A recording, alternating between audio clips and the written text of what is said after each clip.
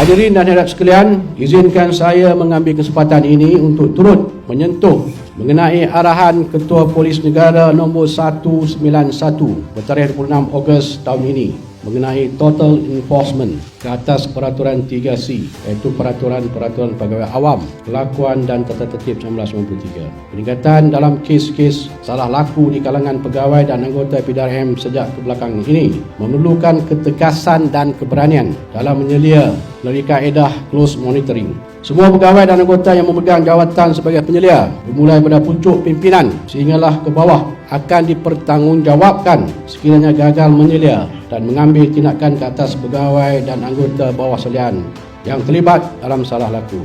Tidak ada lagi alasan di kalangan penyelia-penyelia untuk tidak mahu mengambil sebarang tindakan ke atas pegawai dan anggota yang terlibat dalam salah laku kerana mereka mahu popular atau menjadikan aspek ekspedikor sebagai keengganan mengambil tindakan tegas. Bukan sekadar tindakan, malahan teguran juga tidak diambil kerana tidak ada keberanian dan ketegasan. Semua pengarah, Komisioner Polis, Ketua Polis Negeri, Komander, Komandan, pegawai pemerintah, ketua-ketua jabatan dan ketua-ketua polis daerah wajib mengambil tindakan tegas dalam menguatkuasakan peraturan 3IC ini tanpa gagal. Sebarang kegagalan pihak Datuk Si, Datuk-Datuk, tuan-tuan dan puan-puan akan diambil tindakan tegas. Semua kontijen, brigade, formasi jangan hanya bergantung kepada pemeriksaan daripada Chief atau naziran daripada Bukit Aman untuk turun dan membuat pemeriksaan. Semua pihak harus konsisten, berani dan tegas dalam menguatkuasakan peraturan 3C bagi memastikan kita dapat membuat perubahan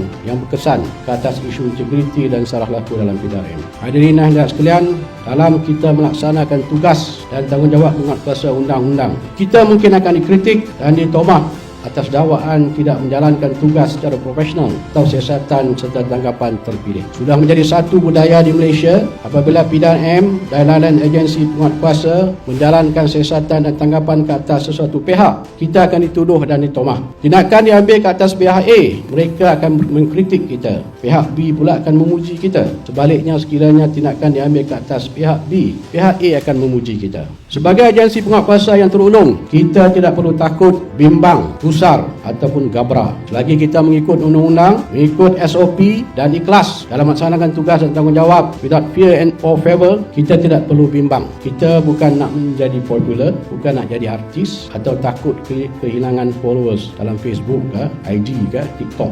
Terus tegas, ikhlas dan profesional dalam melaksanakan tugas dan tanggungjawab kita. Hadirin dan hadirat sekalian, seperkara lagi yang ingin saya tekankan adalah berhubung taat setia kita sebagai pejabat awam kepada Kebawah Duli Yang Maha Mulia Seri Paduka Baginda Yang di-Pertuan Agong. Sebagai rakyat Malaysia, kita adalah menjunjung tinggi prinsip rukun negara yang kedua, iaitu kesetiaan kepada raja dan negara. Yang seterusnya kita jemahkan dalam taat setia kita yang tidak berbelah bahagi kepada raja dan negara. Suka juga saya mengingatkan kita semua kepada Pekeliling Bilangan 17 tahun 2001 mengenai penguatkuasaan surat Aku Janji untuk pegawai awam di bawah peraturan pegawai awam kelakuan dan tertib 1993 yang jelas mewajibkan semua pejabat awam menzahirkan taat setia kepada Yang di-Pertuan Agong, kepada negara dan kerajaan. Kita wajib faham dan hadam Aku Janji ini.